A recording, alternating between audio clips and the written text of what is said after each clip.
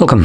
In front of me is a LENOVO Tab Extreme, and today I will show you how you can hard reset this device through settings. So to get started, you want to open up your settings.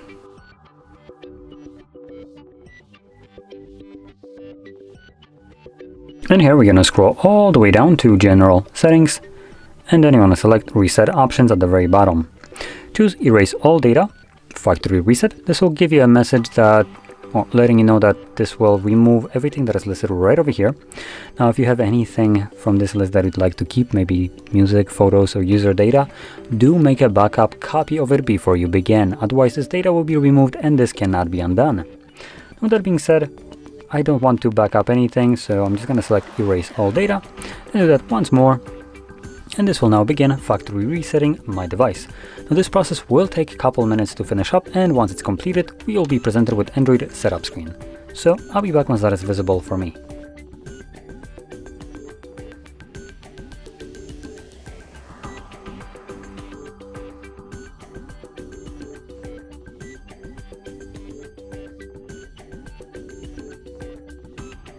And as you can see, the process is now finished and you can set up your device however you like.